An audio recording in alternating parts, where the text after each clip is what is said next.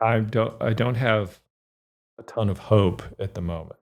The educational system has been set up to, like most regulatory systems, to resist change for the most part, and the generational, evolution of how and what, how instruction is delivered and done, and what information is presented. What AI presents is a personal GPS for every learner. So it's Dan'l. Dan'l is my given name, yeah.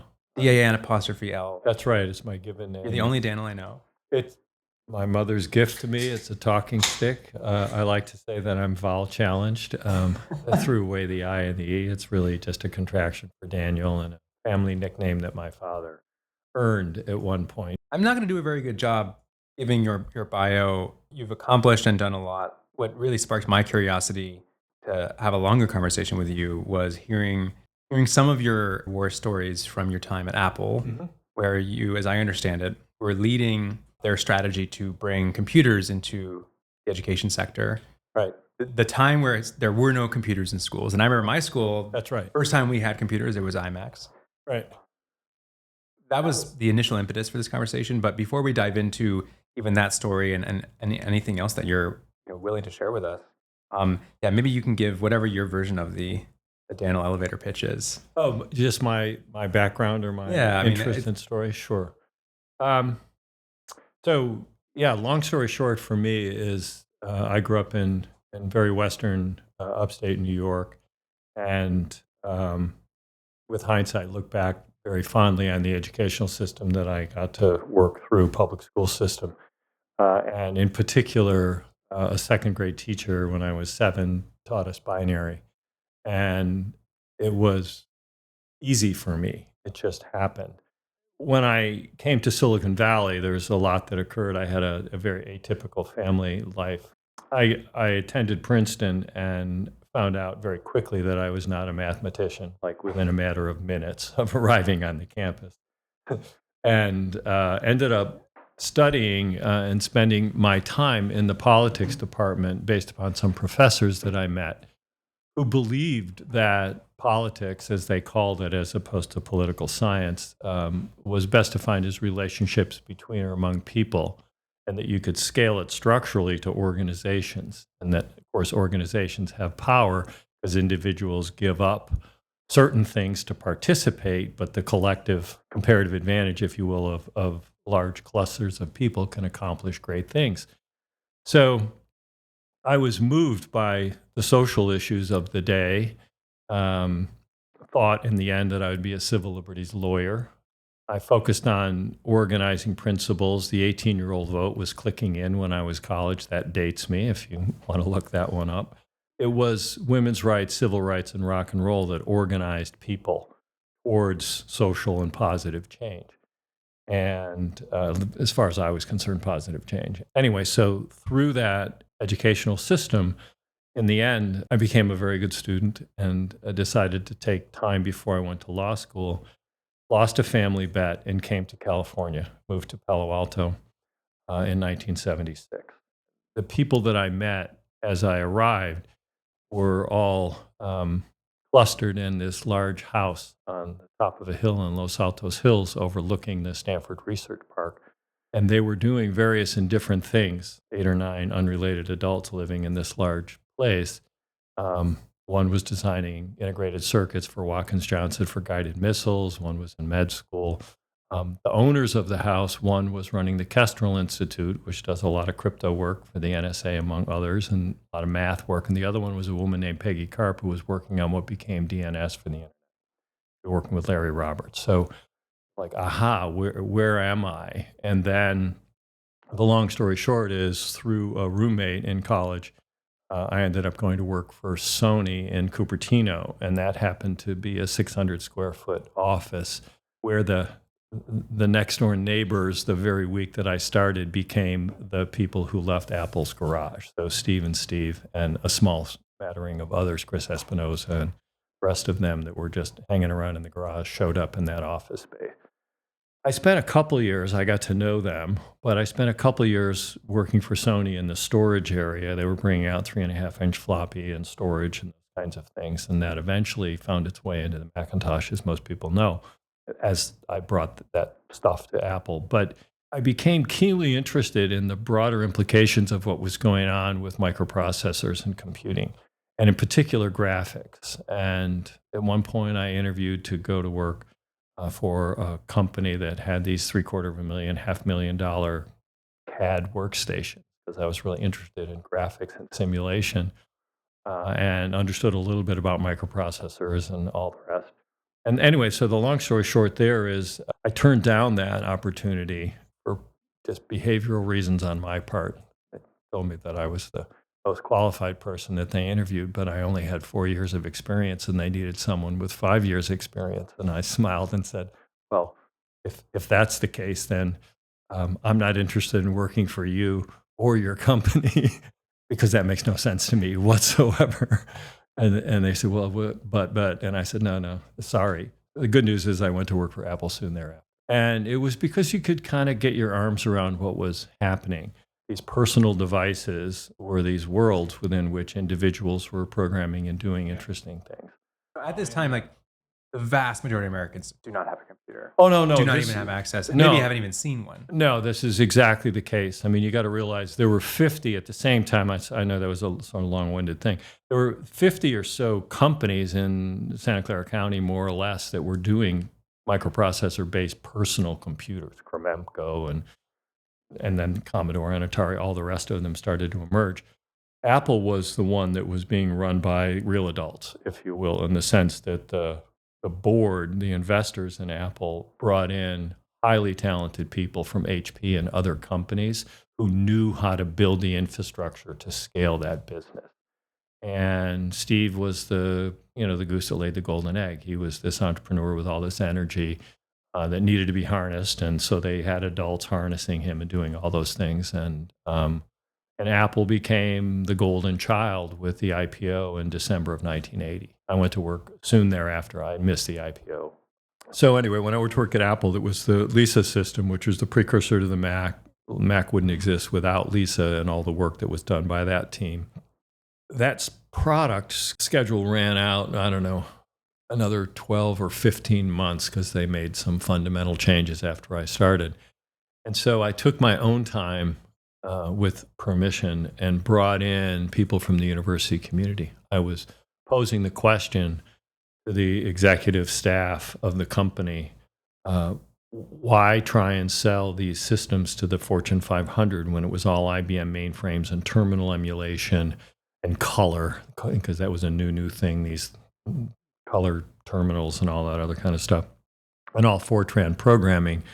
And Apple's all about Pascal and the rest. And I said, the university and research community will buy these products. You won't have to sell them because you're inventing you're building what they invented into real products. The company was not interested in that. The sneak preview program that I ran, we brought 90 corporations through. I wore a suit and tie and did a full day briefing with corporate CEOs. Had to be the CEO and other officers. So they all had to be corporate officers. Ran about 90 of those programs over the course of a year. So I was in front of those people, interacting with them, and then absorbing all that. In that window of time, Mary Kay Cosmetics came in. They were an early adopter of the Xerox Star, which is some of the first stuff that was kind of like a Macintosh and like modern day computing. And Richard Rogers, who was Mary Kay's son, was the CEO. Steve Jobs came to that sneak preview and watched what I was doing and called me afterwards. And he hired me as well at Apple, so that was pretty straightforward. But he said, you should come to work for us. He had just taken over the Macintosh project. And he said, we have a passion about what you're interested in, because I'd been writing these reports about, Fortune 500 is not interested. We should be thinking deeply about these other markets and for all these obvious reasons. So the long story short there was I went and looked at what they were doing. There were about 10 people in the group in this little Texaco Towers office space that had been set up. And I looked at what they were doing, and they had a little blueprint to consider the higher education market. Joanna Hoffman had done that work. She deserves all the credit for thinking it through. But the work needed to be retooled and redone because I was really smart about channels and distribution and how to figure those things out. Because back in those days, you could not mail order a computer to an individual. You had to go to a retail. It was against the law to mail order. I mean, when you're saying were there computers? No, there were no computers. There were very few in homes. They were hobbyists. They were kits, and that was basically it. I mean, I think right now about the exuberance around artificial intelligence, because I was sort of working in AI like 10 years ago, and there was a similar level of exuberance, but it was like very narrow. It was like people here, people in Boston, people at Cambridge actually, not Boston. Sure. Um, and ChatGPT kind of like massively expanded and almost everybody now is sort of thinking and talking about AI, and there's almost like a preconceived notion that the future is here. Like if you could put your finger on the moment where people started to realize like, oh, computers are like, this is the future. This is what we need to be focusing on. It wasn't in 1980, it sounds like. No, it definitely wasn't. My interpretation of the evolution of personal computing to the mainstream, my view of that comes from really desktop publishing and the notion of a graphics interface that human beings could reach into, and the idea that what you see on the screen you could print. So laser printing, if you will. So that's where Macintosh broke through and broke out. We had already left, Steve and I and others. It was Steve first, obviously, but then we left to start Next. But that was a moment, I think. So you went to Next. That's so cool. Yeah, and so that to me was really the beginning of it. The fundamental difference between what happened, what I would say, in the first 50 years of microprocessor-based computing and where we are today in this window, this 1975, and not 50 years total. So the first 25 years and the second 25 years is kind of the following. Computers are really good at optimizing rational tasks, calculating numbers, putting characters on a screen, manipulating an image over time, those kinds of things. And so it was all you put things into the system, and then they were stored and you could manipulate them. And there was no networking, there was no wireless, there was no way to connect. So communications were really nascent, and all things considered. It wasn't until Macintosh kind of broke things out with desktop publishing. Then you had Microsoft and all the channel play through 1995 when the launch of Windows 95 and Office 95. That was a breakthrough. There was a cultural moment. You had the Tonight Show. You got Start Me Up with the Rolling Stones. You got all this stuff going on, cultural again. Going back to my earlier comments about women's rights. Rock and roll. There were cultural movements that really occurred. 1997 is when XML started to become a topic of conversation with browsers. Going back to the Next machine, which Tim Berners-Lee wrote the browser, right, and the web, if you will, on top of Next. It was 97 till that early 2000s, and that was where Yahoo and others started to take off, and then Google. You started to see the breakdown of the image of a page into these little components, XML components. And then you had these web standards to move those payloads around over the network that was basically ever present. Started to turn the radio network, the cell networks into ways for people to connect. And then you started to get social media and those kinds of things to connect people. So for 25 years, from more or less 1975 to about the year 2000, because you had Y2K run up with all the enterprise infrastructure and all the money flowing in, because everybody was, last time you could sell people things on a promise that, the world would fail if not. So that 25 years was one thing. 97 with XML, rolling up into the, 2015, 2020, and today, that whole period has been about markets reducing to a unit of one, where I could market to you. But the way I marketed to you, the trade was your identity and your data in exchange for free access, other than your connectivity charge, basically. And it's the organization and the mining of all that data and turning it around into a system using the techniques that you and others have been pioneering for 20, 25 years. But you now had cloud-based scale infrastructure. Storage was effectively free. Communications was ever present, and everyone was walking around with a device, and everyone had access to a device. You even had people like Warren Buffett buying into Apple, right? Why was it? He sees candy, Apple. It's like, what do people buy when times are good and when times are bad? They buy chocolate. Do they have a cell phone? You betcha. So the cultural and social connections came about with the inverse of the business model. The challenge right now, in my estimation, is that, as has often been the case, the hobbyists and the early access point right now, that's the free for all of people running around on the web with AI and all the goofy stuff that's happening. The next phase, I think, will be behind the corporate firewall, will there be a lot of very focused and highly tuned and highly valuable uses of these AI techniques associated with enterprise value and efficiencies. I don't know what that's going to do to the job market and or people and all of that, but there's going to be a ton of that activity in the next 5 years or so. How that all turns into a use case for education and learning is an interesting challenge, because back in the day, the benefit of a Macintosh in the university setting, which was the initial market entry, and then it went everywhere after that, it was the vet professor.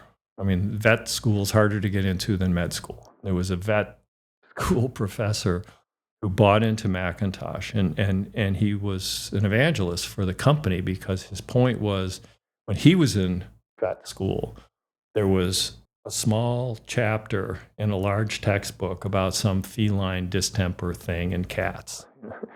And here he was 10 years later, he's practicing. There's 3 textbooks on the topic, 2 journals, and this, that, and the other thing. So the question is, how do you gain access to the information that you really need? So part of it was organizing information, right? And then obviously then you had the web, and then you have access and all the rest. So breaking that down into, what you trust, and how individuals will find their way, is going to be the big challenge, when you start to think about the use of AI in education. Yeah, because it's interesting that you talk about this sort of like digital transformation within these sort of big bureaucracies.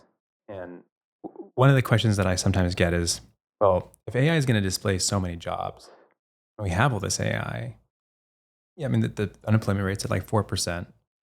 It seems very clear to me that there is a disconnect between the capabilities of the technology and institutions' ability to deploy those technologies, because the bottleneck is no longer what can be done, what can AI do. It's more like, do we have the organizational structures, the people, knowledge and capacity, and also just the political capital. Yeah, and the regulatory framing and all the rest. The regulatory framing, and Right.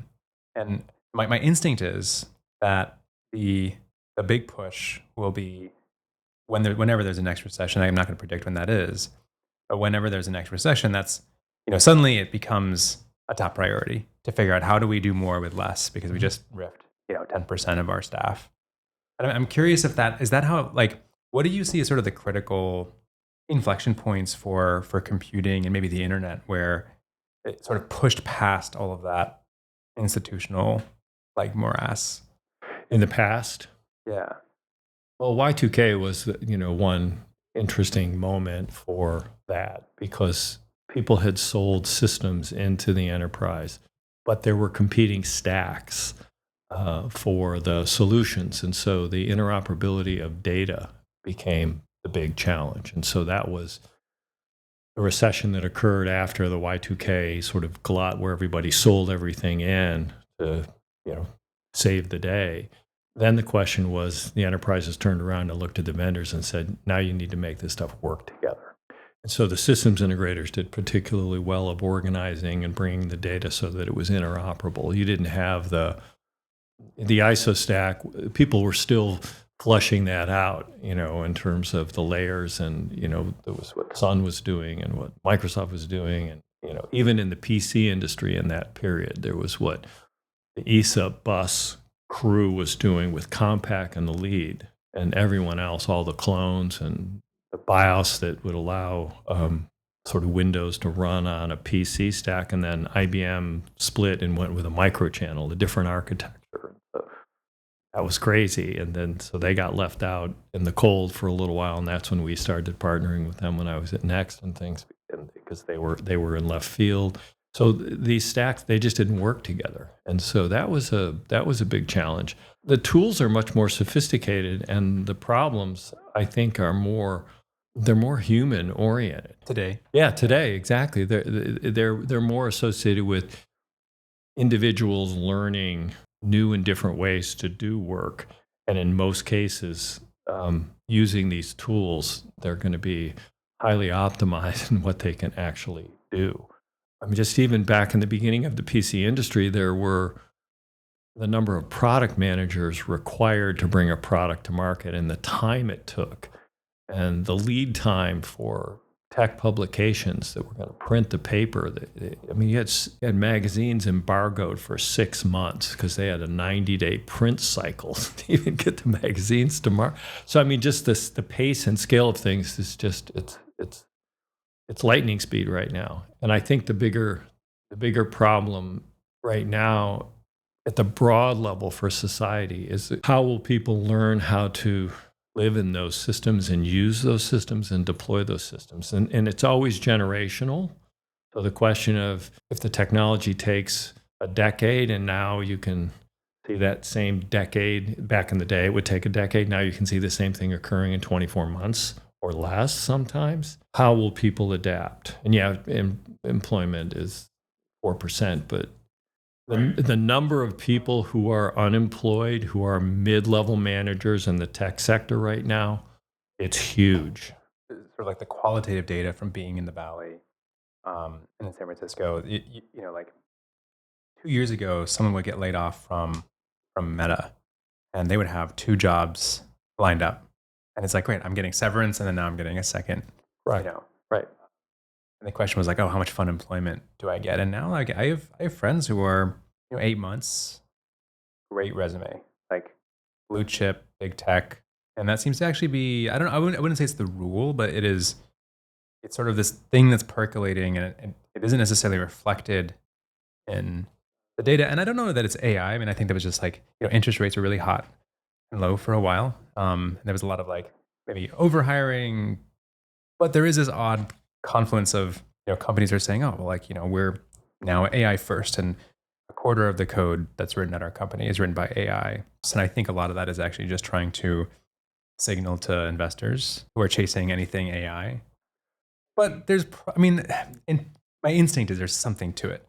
Like AI is really good at coding, and then there's like not much harder to get a job as a software engineer. Like there's something there. I totally agree. I have personal experience within my family knowing that with highly talented kids, and how long it's taken them in between jobs.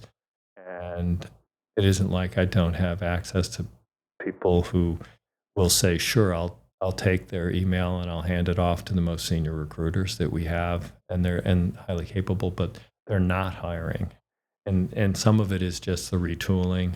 And some of it is, like you said, the run up for a period of time was people they overhired. Right. Well, one of the common refrains is that AI is going to create all of these new jobs. And look back at past technology revolutions, industrial revolutions, they all coincided with increases in employment. I mean, surely computers displaced a lot of the tasks that people were doing. If I think about like before Microsoft Excel, I mean, the fact that people were handwriting spreadsheets is wild to me. Right. I think there's also a challenge now where companies are trying to figure out at what point do we start to raise the bar of expectation, given that we know that employees can now do more with less. Mm-hmm. But it's uneven in terms of which employees actually have access or have the training or even the like capacity to learn. And I'm curious with computers how that was navigated, where as these tools were starting to go and become more common, but they weren't necessarily in front of every single employee. Mm-hmm. Like at what point did companies say, well, if people are bookkeeping, they should, stuff that used to take a week now takes a day, and that's just the expectation. Mm-hmm.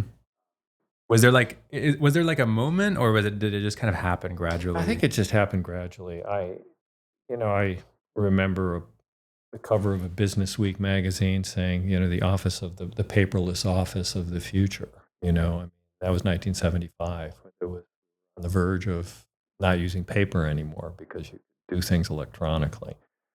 I think a lot of this was just, again, generational. I think it was a slow and gradual and systemic process change. And then before you know it, you've got next generation coming in. Spreadsheets in Wall Street, you had that whole run up with Mike Milken. It's like without spreadsheets, they wouldn't have been able to do all that work. It wouldn't have been possible. So structural change occurs.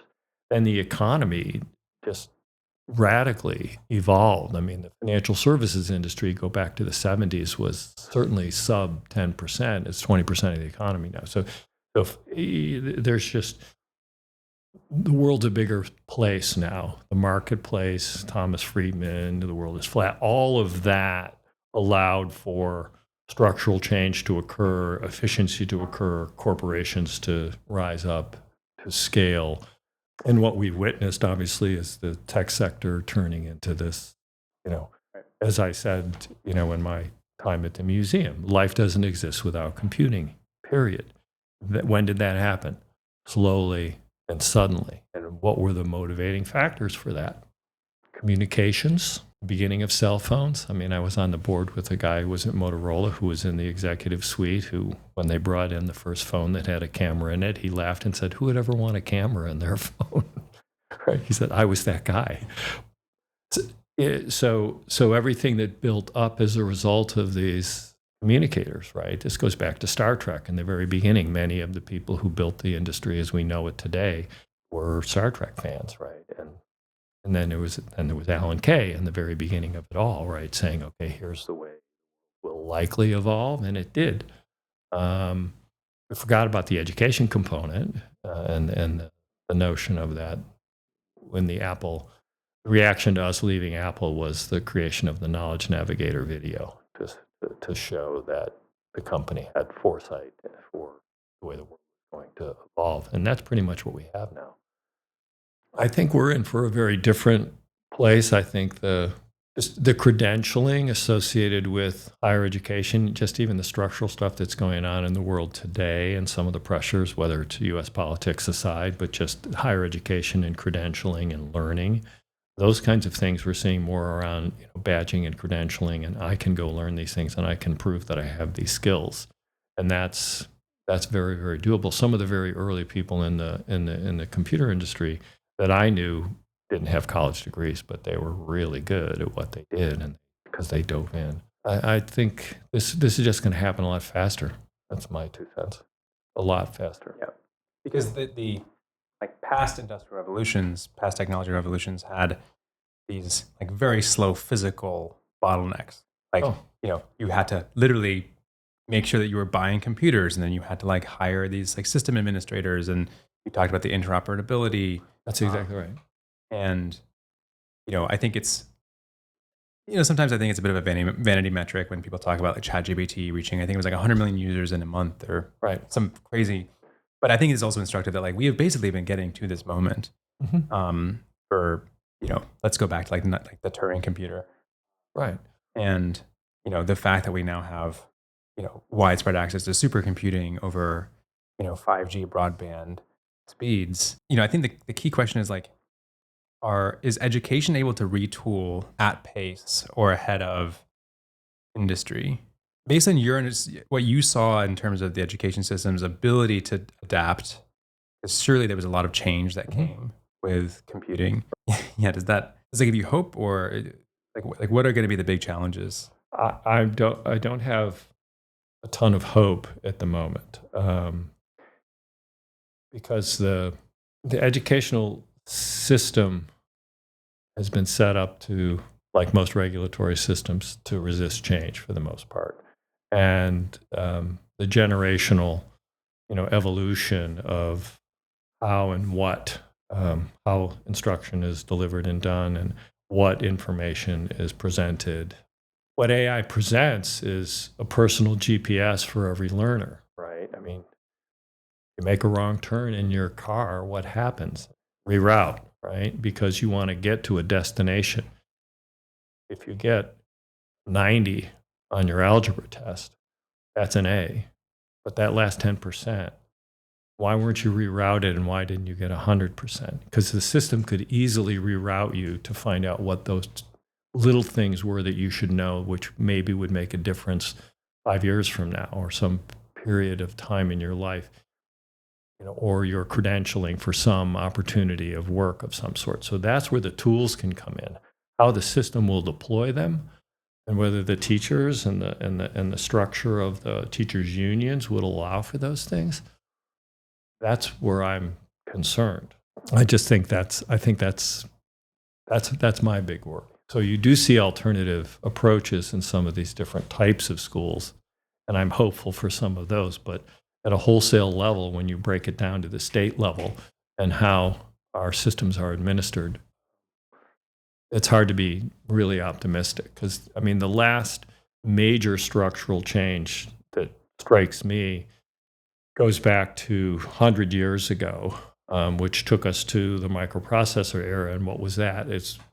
Human beings traveled at 1 horsepower. 25% of the agricultural production in the United States went into feeding horses. People cleaned up after them, cleaned up the horses, right? And then we had structural steel, right, because of Ford, and then eventually high rises, and then aerospace and all the things associated with that. So that took a long time, but that was transportation and moving people around, and that fed industry and war and all the rest and all the military stuff. And obviously, Silicon Valley exists because of the military stuff, because the Russians had better rockets and we needed to reduce the weight on our payloads. And so semiconductors got fed, and Shockley lived here because his mother was in Palo Alto. So there you go.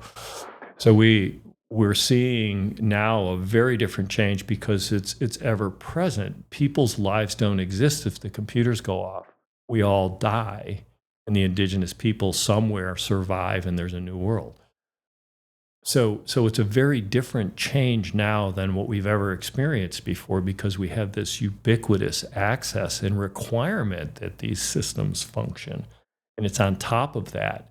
And we're being fed the data that we've given away in exchange for free access. We're being fed that back. So who's jurying, filtering, organizing, and presenting that in a way through the structural systems that society has created for itself in a world of agriculture, which goes back to that 100-year-old thing. It was farming and horses and all that. And that's where the educational system was set up to support that educational mean and end game. So that's where I seriously do worry as a society, especially in an affluent society as opposed to one where people are hungry, right? And that's so the opportunity for the Africans, perhaps, right? And people, you will see more and more of that over time, and we're seeing it in other countries as well. Yeah, that's an interesting, almost contrarian take. So I'm not sure if we disagree on the potential for like the intersection of AI and education. I think what you described is sort of I don't even want to say utopian, because I think it's actually totally plausible if you had the right expertise and systems to be able to implement it. No doubt AI could significantly enhance teachers' ability to personalize learning. Mm-hmm. There's questions of like, in Harry Potter, they have the sorting hat, and then there's like, there's other sort of dystopian novels, or people, your job is sort of dictated for you when you're born. I think the world that you described, where you're let's say the education system has enough of your data to be able to personalize learning in that way. It seems at some point we're going to say, well, it doesn't really make sense for us to have students apply to college, because first of all, they're using AI to write the applications. We have all this data. In fact, the AI probably can predict to a far higher degree of accuracy than some human reviewer, Mm-hmm. which not just which college you should go to, but frankly, which career Mm-hmm. you should pursue. Perhaps there's sort of like we put our foot down and say, well, that's a bridge too far. But that's, the way slippery slopes work is, you eventually do get to this place where there's so, and maybe that's just sort of the inevitability of like this, like, and I think this is hard because I don't know what your take on AGI is, but sometimes I feel like there's a rhetorical challenge. If somebody's assumption about AGI is that we're going to achieve AGI in the next, let's say, 5 to 10 years, then a lot of these conversations are a bit moot. I try to assume that like if it comes, it comes. but you can't plan around sort of this what might actually be a really difficult gate, for us to achieve a breakthrough technology. So let's just write off like let's assume we don't achieve AGI, but am I missing something there in terms of the once you start relying on these tools, it just feels very hard. It's like imagine going back and using like a paper spreadsheet. Yeah. I think the human component of answering that question is complicated because of the cultural differences and societal norms. Who's it tuned for? In that sense, that's the one thing that I kind of struggle with. It's the self-driving car routine, and Can you explain that? Because I think it's well, very just apt. in certain societies, if the choice is go off the road and kill yourself, or the choice is to kill the baby and the mom walking across the street, where do you go? And I don't know, was the car programmed in some country in Korea where it's different than if it was programmed here? So what are the choices that get made? So I do think that, and it gets into the kinds of things that I studied and that I've been reaching back and reading more again. So cybernetic stuff from Norbert Wiener, right? So it's like about human interaction with machines. Starting to look at the sense of Western society and human. If you go back to one of my first experiences, I had a professor and an advisor in college who studied. He was a politics professor, but he was in the State Department, and he was working on Iranian affairs at the same time that the U.S. government was working with the Shah of Iran and aiming to implement a social security system, because EDS had done that in the United States, in Iran. And you're giving a number to every individual in a society that has no sense of I or self because of the nature of their culture and the emanational nature of their belief systems. So as these systems get grown up around the world, my curiosity is around how they will be tuned and housed and guided in a world where internet protocol takes information everywhere in real time, pretty much. And you can. So that's the hard part. So even in the United States, down to the 50 states and the different schools and the districts and all that kind of stuff, how will they be deployed? Right. Who will be the judge? And that's the stuff that you pose a question. The next 5 to 10 years, what is that going to look like? I see smart people trying to wrestle with these questions. I get that, but I don't have a crystal ball. Yeah, this is the trouble of when you talk to people who are really informed, they don't actually make predictions. I've actually learned like you can basically discount somebody's expertise if they're too sure of what the next. Because it used to be you might say like the next 10 years. I think 5 years is actually unknowable. Yeah, exactly. I think you're totally right. I think you might be able to extrapolate. I mean, AI has changed the equation a little bit, a lot. I would say not a little bit, but it used to be that you could kind of, inside of a large corporation, having spent 17 years as an officer at Microsoft in the end, and having access essentially to all information, 1,000 PhDs doing research and looking and the way the modeling gets done and everything, you sort of look at it and go, you might be able to look out 18 to 30 months or something like that, just in terms of, but then something comes in and then it adjusts. Right? But the big machines take a while to realign, but the pace of change it's stunning right now because again we've reached the stage where every individual functions as a result of computing. I mean, everything they do all day long requires it. So, yeah, to me, it's a real question of what does it look like once you have capable agents.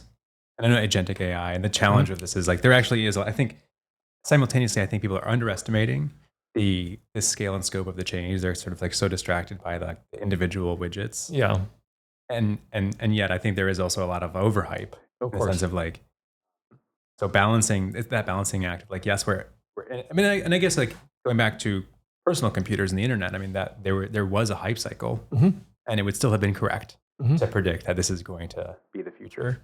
Um, the goal might not necessarily have been, let's go build a website right now. Maybe that's what you need to do, but Yeah, but I mean, in those days, we were still. I mean, that's some of the earlier comments I made. We were still struggling with the stack and the communications infrastructure and the cost of storage and the cost of this. And there was a researcher. in addition to all of the institutional bureaucracies that had to be Correct. changed. So Correct. like you still had all the same challenges you had with AI, but Exactly. also the physical, But logistical challenges. yeah, logistical challenges of Operationalization. the industry and the competing stacks and the competing approaches and the way those things were going to work and the lack of interoperability and all of those things made it as much more balkanized kind of a situation. Um, and that's the thing that right now the business models that have created this abundance of data um, are the things that the data's out of the bag. The genie's out. How it gets restructured and placed into society is the big challenge. And there weren't any real regulatory issues. I mean, IBM was held accountable as a monopoly, and Microsoft as well in those periods of time. But that was very small scale compared to what the world is facing right now, and the structures that need to be considered for the social implications of these devices and what they can do and will do, whether we like it or not. Can you give an example? Because I think there's, going back to these conferences, there's a lot of like, well, we have to harness the upsides of AI and minimize the downsides. And I think sometimes there's almost a generalization of and even like AI ethics. Yeah, And so you can go as far as to say, okay, algorithmic bias. sure. But if you can help paint a slightly more sort of, higher fidelity picture of like the type of things where if it's not regulation, at least sort of like having standards and systems in place are going to be important. Yeah, you asked me a question in one of our exchanges about some of the readings and things that I find that are informing some of my gut reaction to these is a book that Verity Harding wrote called AI Needs You, which is a really good assessment of three different technologies, the internet being one, IVF, in vitro being another, that took 20-year arcs for society to absorb them and for there to be regulatory oversight in some way, shape, or form. One could argue whether net neutrality, et cetera. But she looks at these three things that took societal change and structural change and courage for them to materialize and become part of the fabric of modern culture, at least in the West. There's another book, Jamie Susskind wrote a book called The Digital Republic. It's very well organized into bite-sized chunks about structural and political change and how the technologies can fit into that and what kind of courage we need to deploy new structures and new regulatory frameworks on that front. There are scholars who are working on some of these things. What we need is, again, generational change in the governance and the people's skills in government to be able to appreciate that and put those things to work. And that's because back in the day, the motivator was life threatening. It was World War, right? And so those were the motivators where we actually had science advisors and things like that people really organized to save society as we know it, right? Yeah, I love that your emphasis on history, like as someone who studied history in Yeah. college, and it's funny. My background is not technical at all.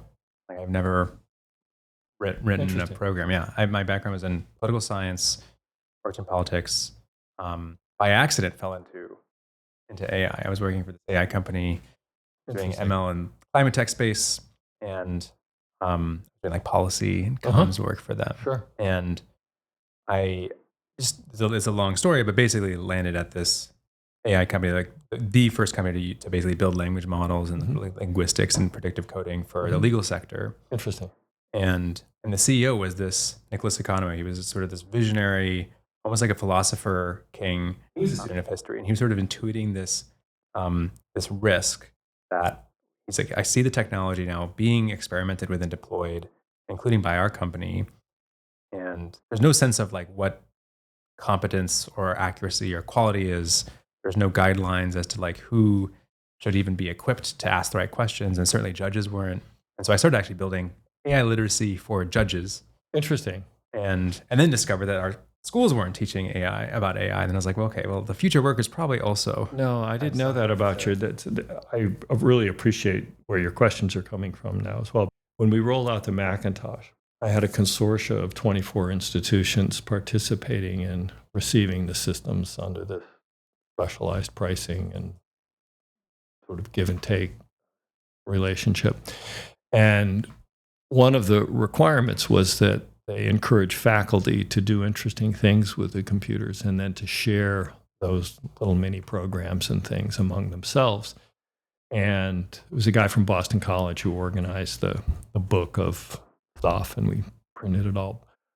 But the distribution of that software, we cut a deal with Kinko's, because Kinko's distribution strategy was to set up shop next to the major research institutions, of which there are 200.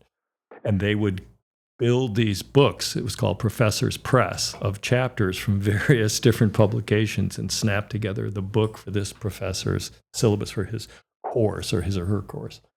And they were actually manufacturing the floppy disks with these little quant-based things for the humanities and all these little programs and things and programming languages that the physics professor at Reed College built called Rascal because of Pascal. And all these things, and it all went back to using the existing infrastructure and distribution infrastructure.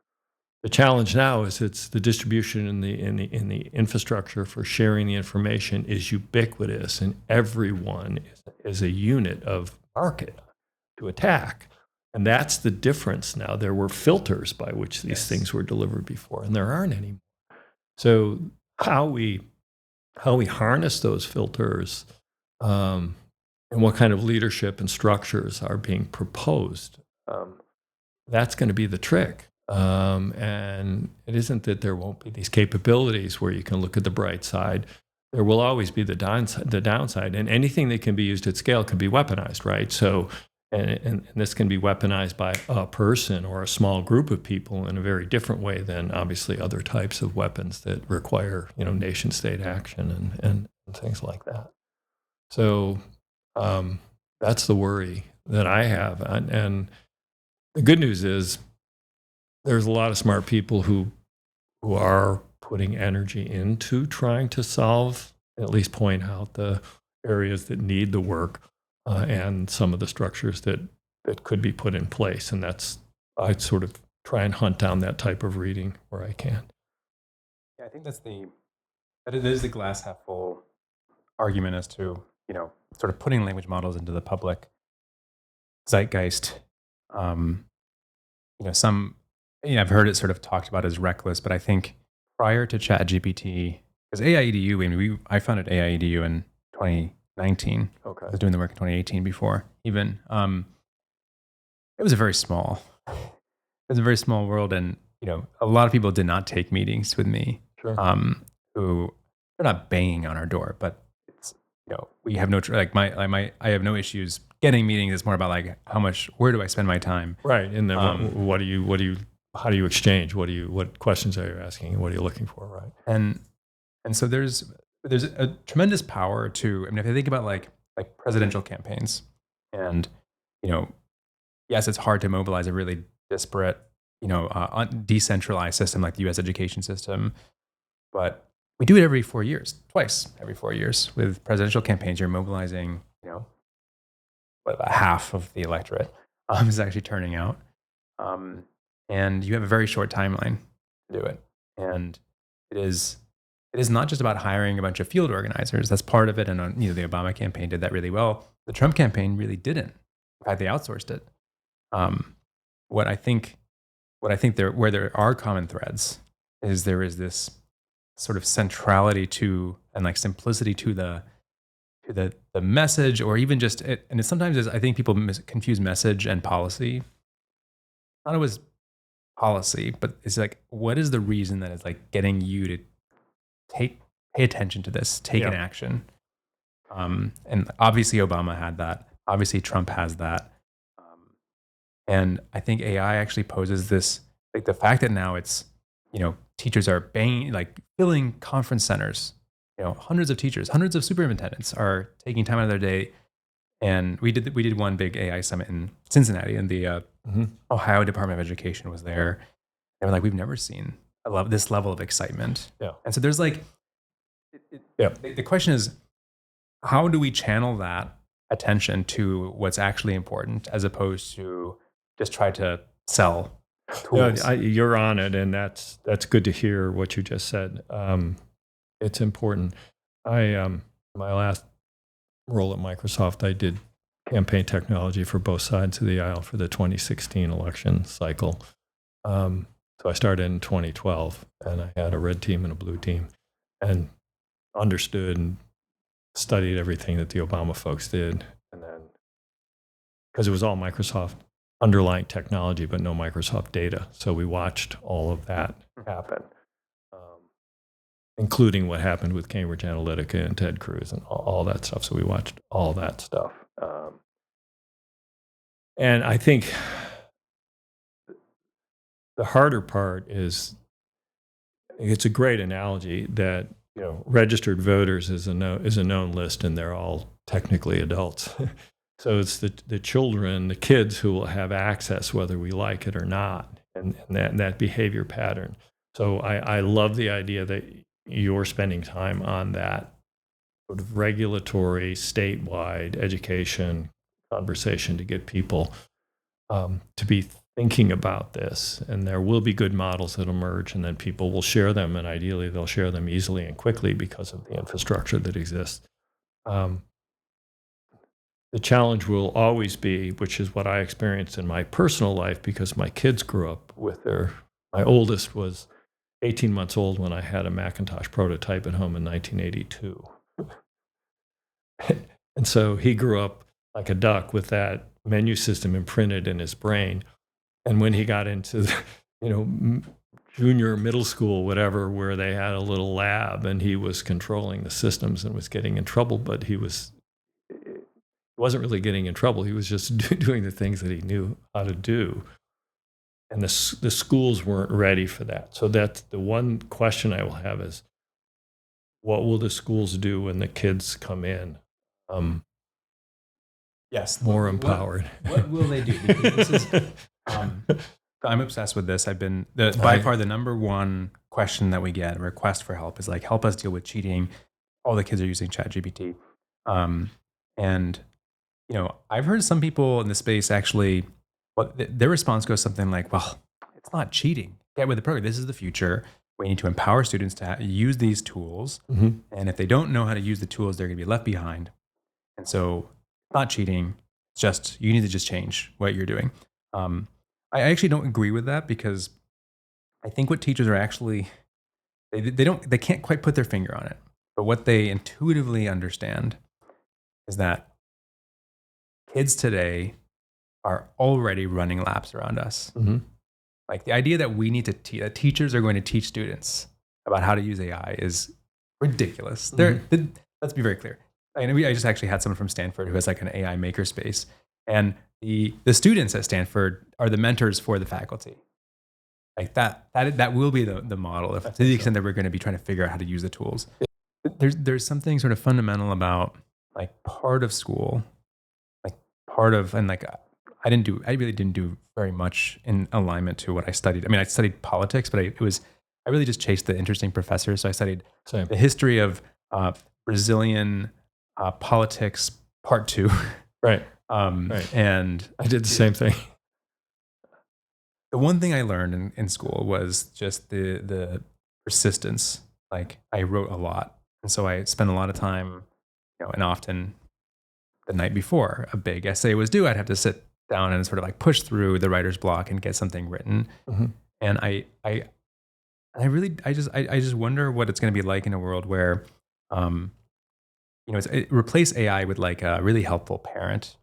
And let's say the parent is like really good about not giving you the answer, not writing the essay. It'd still be like something would be off if somebody went through college, went through high school, and they always had their parent sitting I next to them, like, oh, like, are you having trouble with that? Can I help you? Like, let's I talk to about it. Like, you'd be like, no, that's I totally you agree. need to be by yourself sometimes. I totally agree. The notion of deep immersing in reading and deep thinking, sort of deep structure as opposed to surface structure. Because I think what you get back, you learn how to ask good questions, and you get back interesting information, but it's surface. It's a surface level. It's not the deep structure and the underlying. It's sort of the Chomsky language and mind stuff, right? It's just not. It's not the same. And that's the one thing that I worry about. You're pointing out the same thing, and um, I had the same thing. The professors that I was same exact example. I got a degree from the politics department. I took 5 courses out of the department. That was it. Everything else were cognates that were tied into things that I was focused on: sociology of the family, the politics, the relationship between men and women, all this other kind of stuff. Because I was trying to figure out how do you organize? What are the organizing principles for driving change in society? And so I got to apply them to the computer industry in the early phases. And so that's what I look back on now and say, okay, what are those structural things that we need to be thinking about? And the reality is that, like you, I took 1 test in college, and other than that, I wrote papers, right? And it caused me to think. And the last piece of work that I did for this professor, which is the last thing I did in my quote unquote college career, I can't call it an academic career, but I got my degree, was ask yourself 3 questions and answer them. No more than 5 pages each. We won't judge what you ask or how you answer with anything that you read or discussed in a precept, which was a small gathering, or from the lectures. It took me a month to think that through, because I knew that was the end game. It's like, what do I want, and why? And how am I going to express that in a concise way rather than 50 pages of archy? Really hard problems. And so that's the thing that the contemplative time, that's the one thing. And I don't know what that will turn into it will change the nature of the human being. And this is the Jaron Lanier stuff. I mean, Yeah, that's right. it's just going to change us. But I worry that it's like the digital divide. I was just talking to Tony Wan about this from Reach Capital, who also interestingly, like he's in venture capital now. He spent 10 years building EdSurge, so he has a sort of background as a journalist, and so he has a very unique take as a venture capitalist that you don't always hear. But basically, the wondering I have is whether the digital divide will actually look something like the poor kids get all the AI. You're in a private school, you're reading Euclides, you're writing pen to paper, you have a teacher in your classrooms. And sure, I think there's still AI there. I think the teachers are still using AI to maybe personalize. I think personalized learning, as you alluded to, is such an obvious, especially if you think about like students who are special needs. Certain types of learning and certain types of content, right? Subject matter. But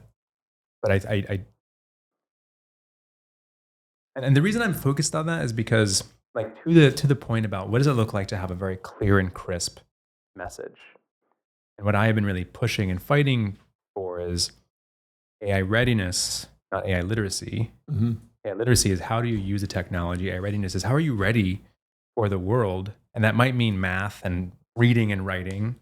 It might not actually include that much AI literacy. And I go back to 2007, which is not even nearly as far back as you've taken us, but it would feel quite silly in 2007 to be like the thing that schools need to focus on is mobile phone literacy. You're right. It's also correct to say that mobile phones changed the world, and you couldn't do a job without a phone. Right. But it's like necessary but insufficient. Right. No, I'm I'm with you. It's a question of the book Writing to Learn. I mean, we've as humans have learned from taking a stick and putting it in the dirt. I mean, and it's like it's over there. So I that's the question of, like you just said, whether it's a digital divide, whether you have or economic divide, whether you have the access to someone who can help you with the nature of humanity as it's currently embodied in most people, and yet just you get the email from the school these days. My my partner, my fiance's got a son in high school. There's going to be a policy about cell phones that they can't be on. It's like, all right,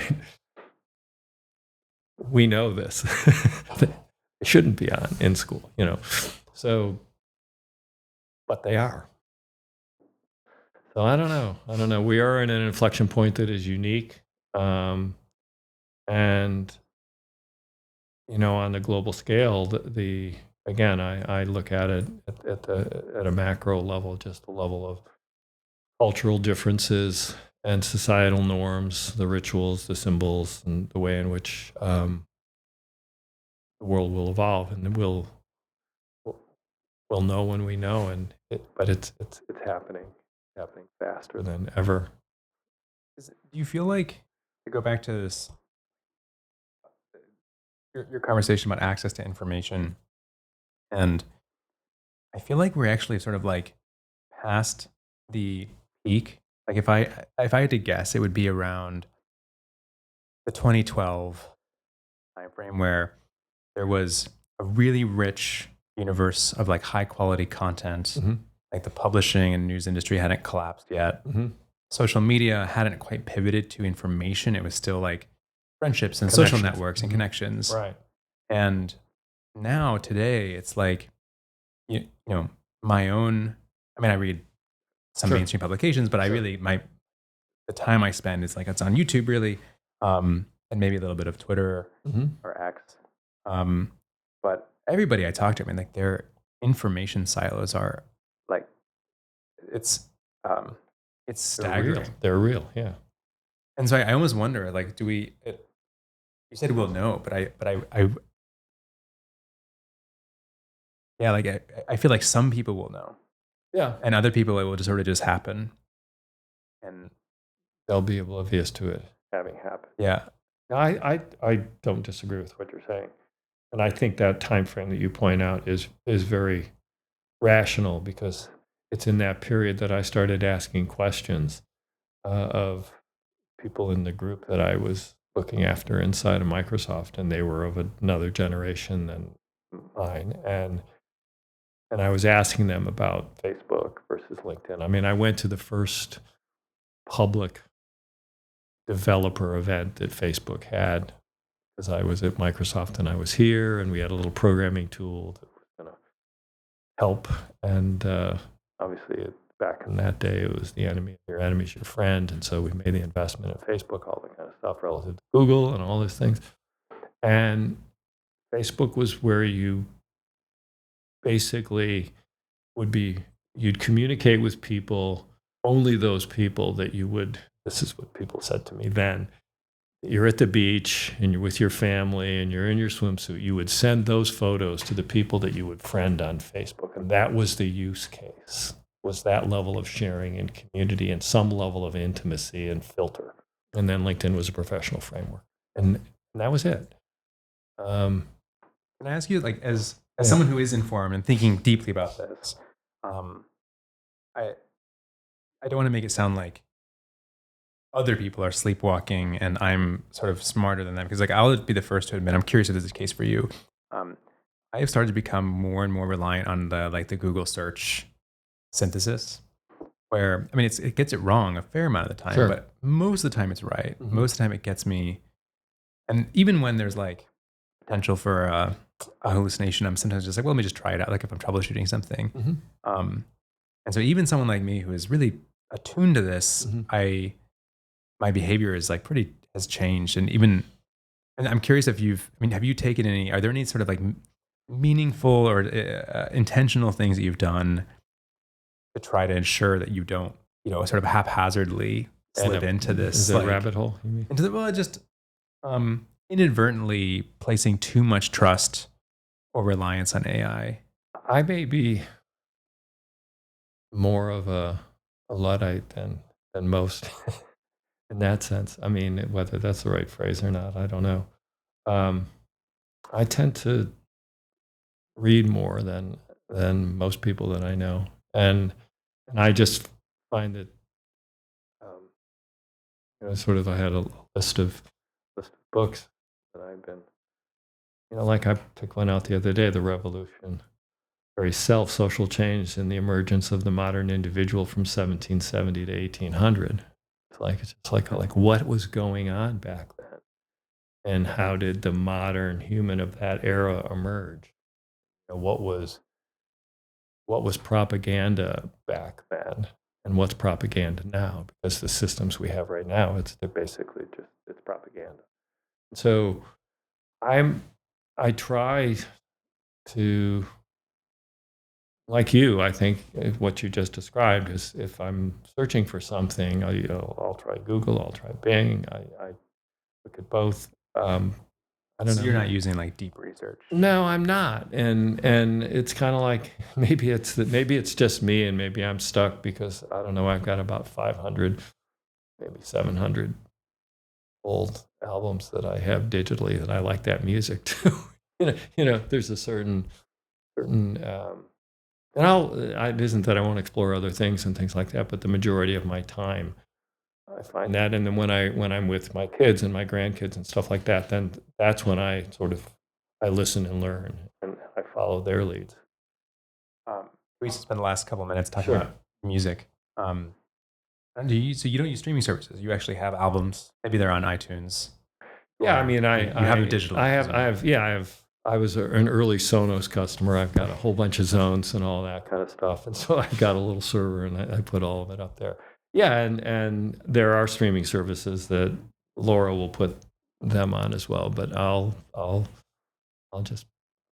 like jazz, and I got a bunch of old stuff that I really like and things like that. So, and I studied Bob Dylan and classical charismatic leadership theory, and so the new movie is an interesting one as well about that. So, anyway, Yeah, what I'm getting at is, because I also collected CDs. I mean, the best gift I ever got was my cousin basically gave me like this giant binder of CDs, and I just let me rip them. So I just like ripped all the CDs into iTunes, and I just sort of like immediately teleported into, this was like sort of like indie rock, let's say, sort of like the general theme.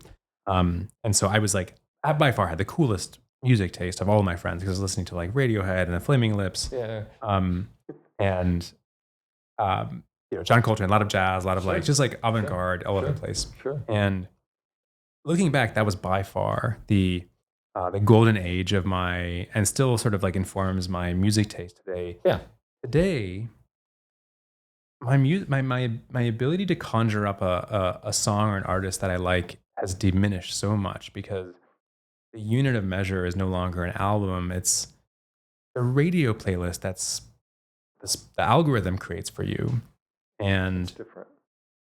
and it was sold to us under the premise of like, this is going to help you with discover new music.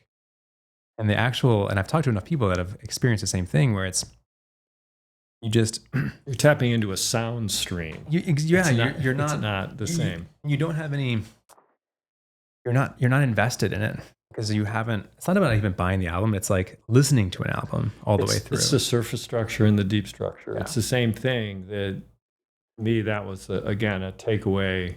It's just a couple reads from my, from school, with Language and Mind, Chomsky's stuff, was really fundamental. Structure of Scientific Revolution, sort of structural change, which is Kuhn's book. You're familiar with that, I'm sure, most people. And because they were, I think he wrote that in 72 or something like that, and I was in school in 73 to 76, so it's like, so they were fresh, and Wiener's stuff was older, but information theory, some of those things became, were really fascinating. And so, what you're getting at is just the notion that you actually invested enough time to go deep, and so you as a human, something locked, something locked in. You learn something, and that's a structure from which and a filter by which you see the world. And that's what's changing in a really unpredictable way. And so the question, and that's why I err on the side. And so I want to learn a lot more about what you're doing as well over time. Just that how are the societal structures going to filter, and what will we be trusting? And so your point about, well, is it an economic divide where there will be some where there's a human engagement, where there's a level of humanity, or will it be more dystopian? People will just be flitting around at the surface like a water bug. Yeah. I don't know. Well, I spent enough time in, World Economic Forum, the UN, the World Bank, all these sort of like organizations, and there was a lot of thought leadership. There's a lot of thought leadership today. There was a lot of thought leadership about AI. I mean, the World Economic Forum coined the fourth industrial revolution back in 2016. And at a certain point, I realized that there's probably not a pathway to policy leaders and the thought leadership class actually solving this, because what I kind of, and I will give myself credit for this, and by the way, I don't think this has actually come to terms yet, but I really think that there's, like, AI is right now the protagonist in the story. Maybe like an anti-hero if you're, depending on who you are, but it's sort of the most conversation about AI is about like the opportunity it's going to bring. And yes, there's going to be changes and downsides. I think in the next, and it will be the next recession, but I think once job displacement gets to a certain point where it becomes unequivocal, I think public perception shifts. And my worry is that if we don't build some foundational knowledge about what this is, it's very unpredictable what the negative sentiment and the backlash how it will be channeled, because it's possible that everybody sort of like that there's a rejuvenation of, let's say, union membership, and people realize that we need to sort of like retake power, to have more agency over our data. And I think there's also like, especially in a world where there is so much AI that can manipulate, and the thing that I think is actually the best, the one use case of AI where it performs the best against humans is persuasion, more so than coding or writing or anything like that.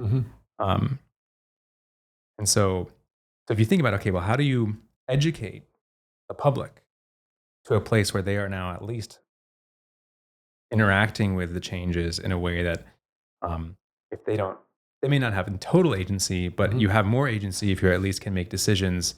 And so for me, it was like, well, where do you start? Well, you need, like, we actually started out as the American AI Forum, because the idea was like, we need to educate everybody. Yeah. And then I quickly realized that schools weren't teaching kids. And I was like, okay, well, that's an obvious place to start. The future workers, they're at least making a very clear decision that's going to be impact. Like, you should, even if you say, I really want to be a truck driver or, drive Uber, you should know that there are companies that literally are planning to displace those jobs. Right. And it's not the entire solution. And so, when you talk about like regulation, like we don't advocate for regulation. I mean, we have an opinion about what guardrails should be in place.